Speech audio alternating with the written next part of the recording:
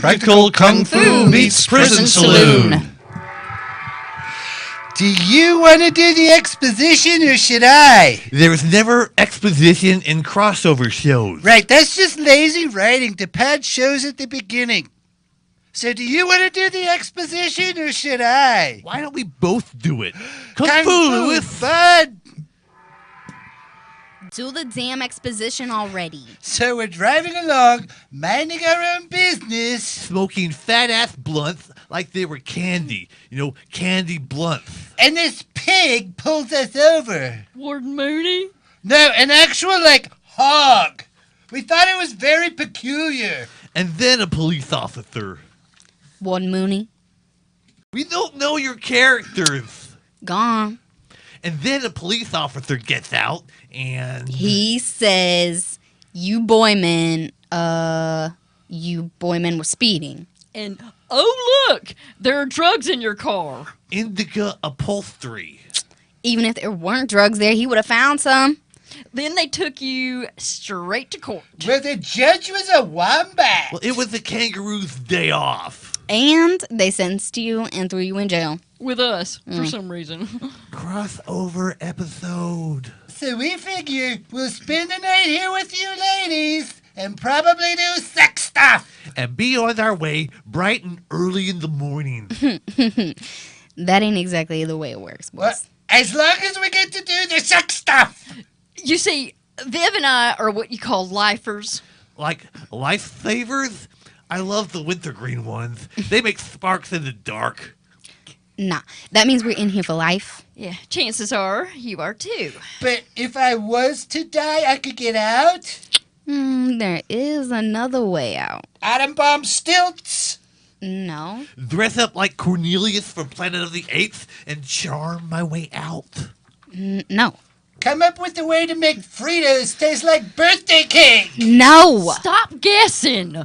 But if you could do that last one, If you're willing to sell your bodies at the warden's cocktail parties, you can be out in 30 days.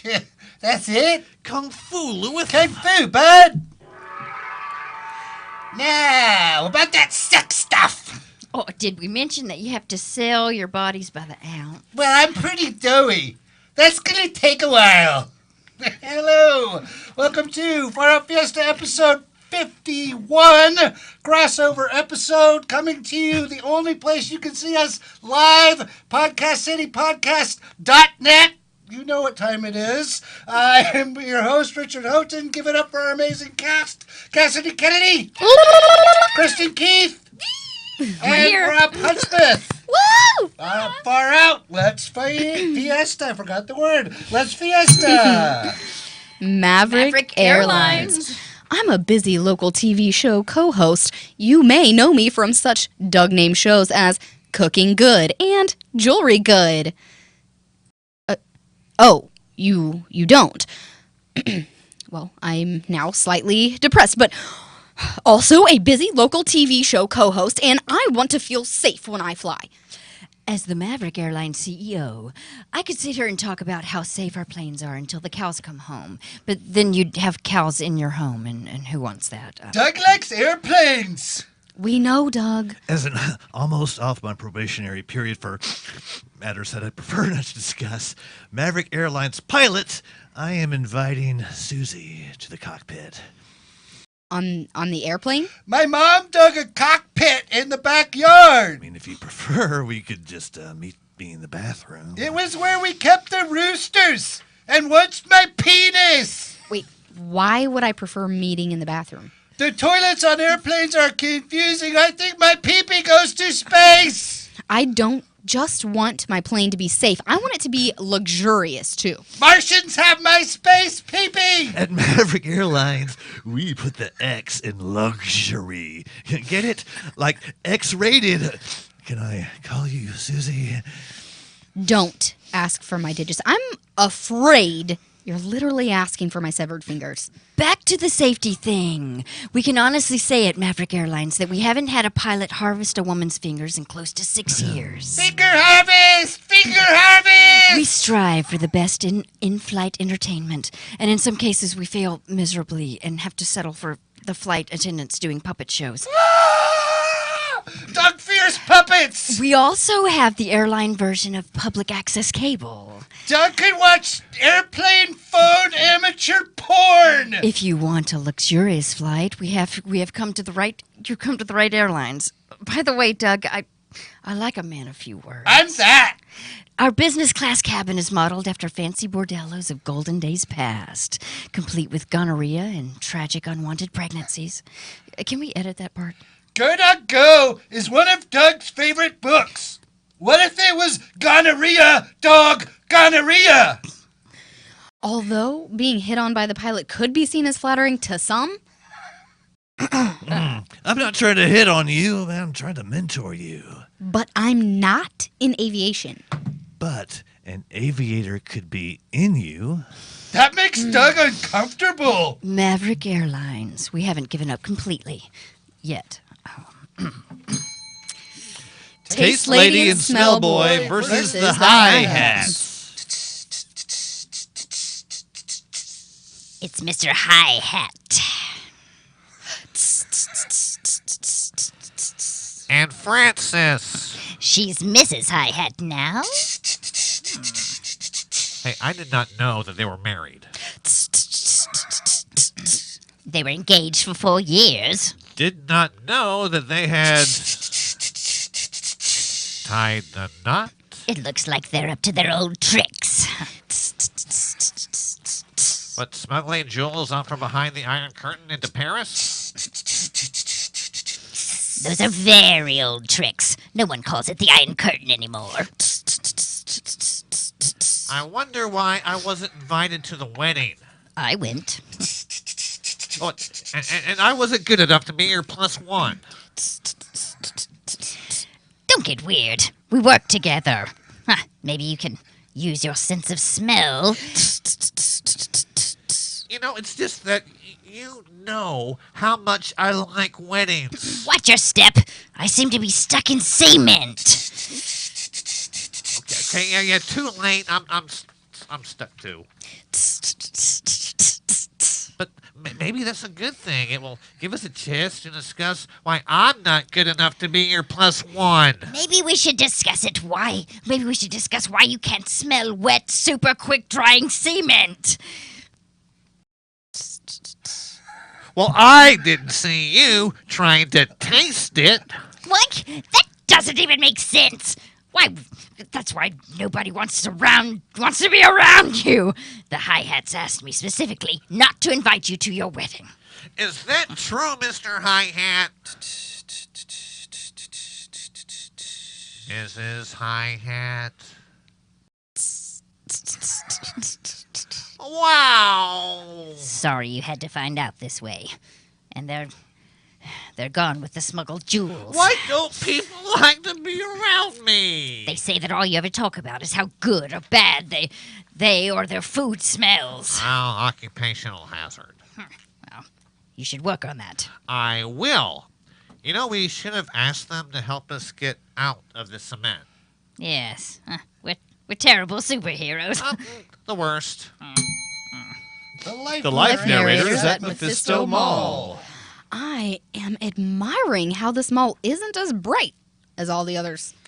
And I'm wondering if you are being sarcastic. I mean, I'm a little bit angry as we walk briskly to buy bullets at the Bullet Hut. I am enjoying the brisk walk. I'm also bumping into him. Oh, sorry. No, it's okay. Hey, I'm speaking in a stern voice. Come on, Misty. The bullets aren't going to buy themselves. What's up with them? They are the least crazy people in this whole damn mall. I can't believe you brought me here on Dollar Day. Bargains, man. This mall is crawling with bargain hunters. Look at them.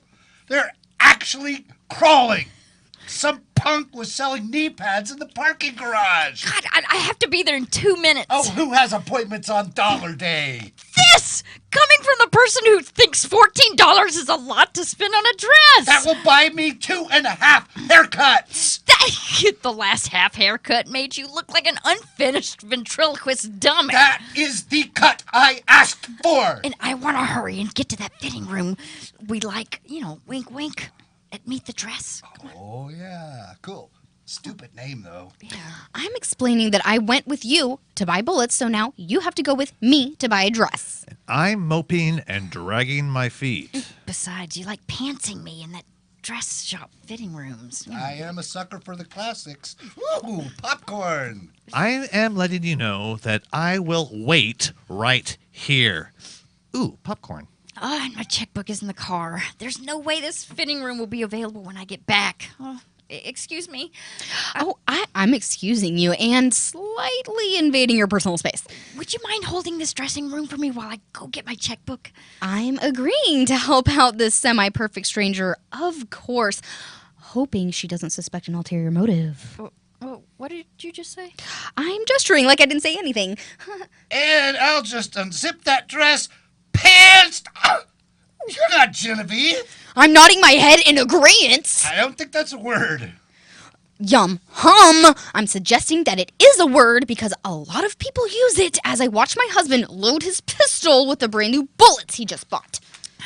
Lindsay, what are you doing? I have finished loading my pistol, and I'm also asking Lindsay, yes, Lindsay, what are you doing? I just pantsed a strange woman in the Meet the Dress fitting room on the Dollar Day in this godforsaken mall, and that narration guy is still way more annoying than I am.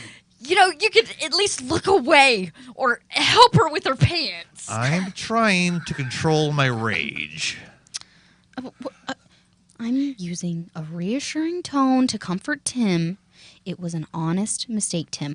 While I wink slightly to the Lindsay, suggesting, is that all you got?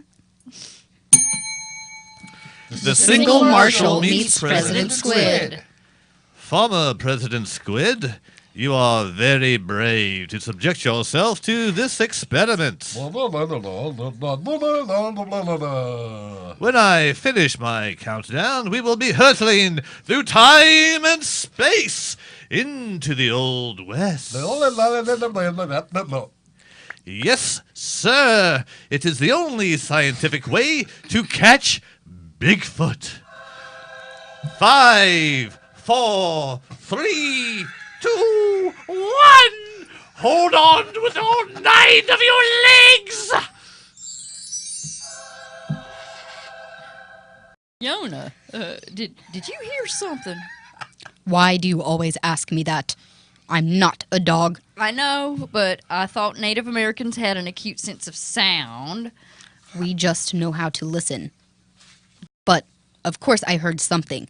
There was a deafening noise, a flash of light, and something landed over there. Something. Like a stagecoach from the sky. Sure. You should read more books. Let's investigate. From the looks of it, it's a time-traveling dead guy and a squid. The time travel pod is totally intact, and the dead guy is bleeding out through squid puncture marks. Pleased to meet you, former President Squid from the 21st century, and I am Yona. You can understand that. Of course. I mean, you can understand it. Squid is very close to Cherokee, and I got this telekinetic mind meld thing going on, too. You're making me blush, President Squid. Sorry about your friend. May we eat him later? Well, cannibalism is part of the Old West that they didn't seem to say much about. He doesn't have a wishbone. What brings you to Denton City?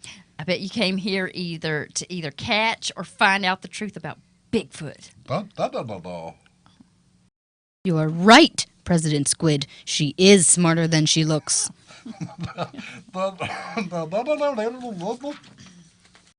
Wait, what did he say?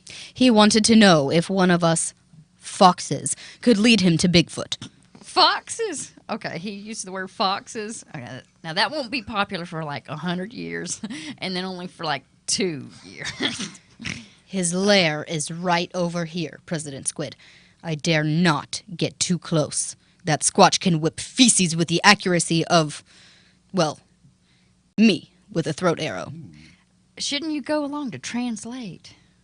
Do you think Native Americans just know all languages? Fine, I'll go. Don't pout. I wasn't pouting.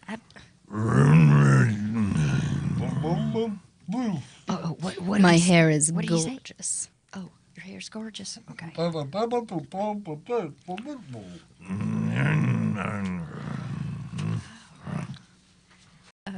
Sup? Nada.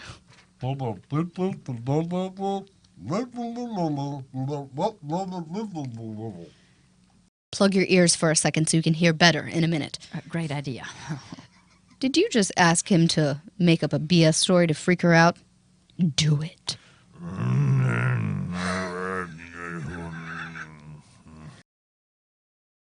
Bigfoot says he is the product of your mother, 4 gorillas, and that blacksmith with the missing bottom lip. That explains my overbite. Squid's going to take that story back to the future.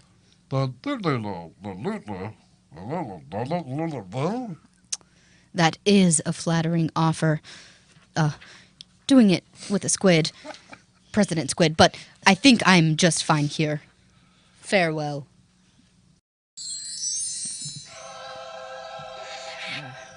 I would have gone with him. I've never done it with a squid. You bitch. Yo, Bigfoot, what up? Triple trouble for that rare rodeo clown. This has all been such a series of comical misunderstandings. Oh, yeah? What part of it? The part of it where you contacted me on Sleaze Tinder. But how is that funny? I mean, John F. wants to get his rocks off. Do people still say that? John F. does, so he logs on to Sleaze Finder and sees you leering at him like an overhead angle so I can see right down your top. You're going to laugh when I tell you the funny part. Going to have to laugh pretty hard to get my rocks off. What are you doing? Punting that getting my rocks off phrase. You have my attention. As a goof, my husband Jimbo created a Sleaze Tinder profile. He made me do it too. Sure he did. What's that supposed to mean?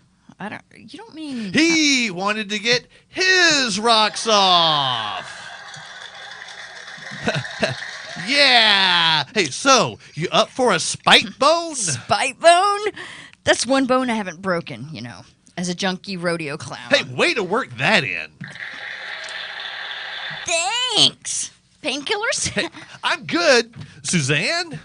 You're not going to believe this. She's my roommate. Crazy. Wait a minute. Is that you, bud? You're not going to believe this. But you know him? It's my son. Crazy. What's going on, Suzanne? You're not going to believe this. Been there. Done that. Bud, why is your face on her zipper? My goatee is stuck. Hey, Suzanne, why is his goatee stuck in your zipper? Is Bud over 18? Yes. Good. I think I'm in love. I was getting my rocks off. I like this kid. Mine too. I like her too. More painkillers. Travel good. Hosts Maverick Airlines. It's Saturday at 11:45 p.m. and you know what that means. No, I don't. That means it's time for Travel Good. Why do we continue to let Doug name these shows? Travel Good is a weekly traveling show featuring yours truly. And mine truly. Tonight, we have two very special guests from Maverick Airlines, their Chief Executive Officer, Penny Williams. Hola. Olé! And a pilot who wishes to remain anonymous for child support and probationary reasons. Okay, now this counts as community service. Duck right? it, count to 8. Tonight, we'll be discussing Tafa, a fantastic new restaurant in Tulum, Mexico. If Mexico had more X's, you would pronounce it Mexico. Before we discuss Tafa, can you tell us a little about Tulum, Penny? Please call me Penny Williams, CEO of Maverick Airlines. Before we discuss Tafa, can you tell us a little about Tulum? Penny Williams, CEO of Maverick Airlines. Tulum is far less developed than Cancun or Playa del Carmen.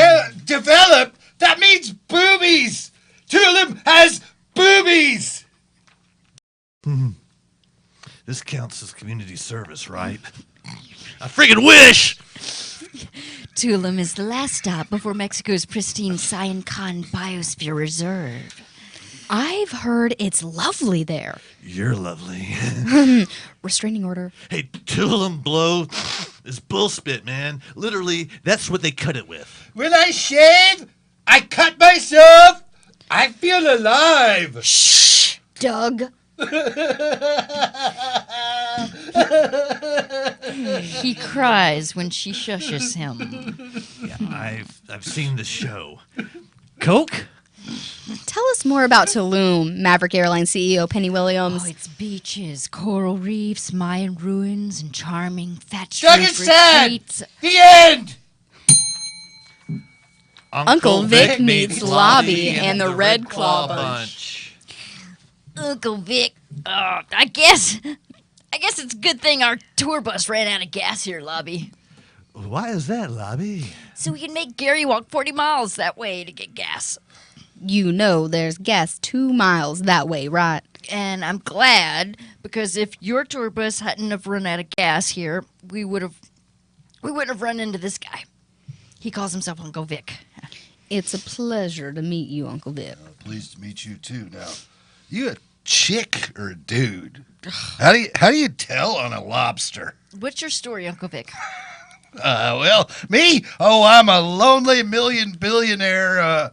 Didn't somebody say you were a band? That's right. A band of 6-foot-tall lobster musicians? That's right. I love peyote. You were saying that you're a lonely billionaire. And I went into self-imposed isolation because I couldn't find the next great crustacean. Now, wait a minute. Are lobsters crustaceans? Hey, don't get no crustier, man. I asked him to stop saying that. I know. You were saying? I went into self-imposed isolation because I couldn't find the next great lobster rock band. What was the last one? REO Speedwagon. Hey, no spit. So you're not just a stinky, out-of-work hobo with yellow teeth, old weed breath, and what looks like a bird poop goatee?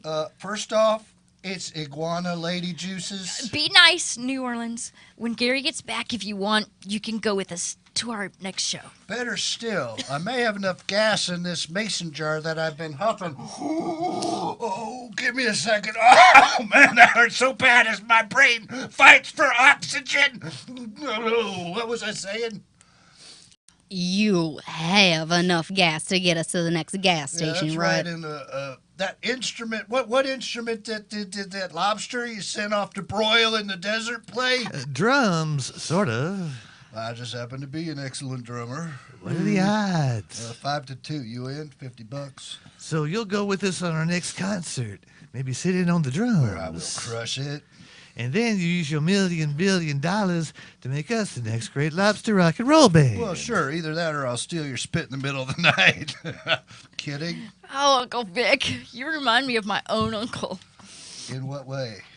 One of your hands is red and gnarled like a claw. Yeah, I've been meaning to get that looked at. Renee, Put the gas in the tour bus. Sure thing, Lobby. Hey, maybe next time we can solve the mystery of the disappearing Gary. Wow, you solved mysteries too. F yeah! What 6-foot-tall lobster rock band doesn't? Word. I'll figure out directions.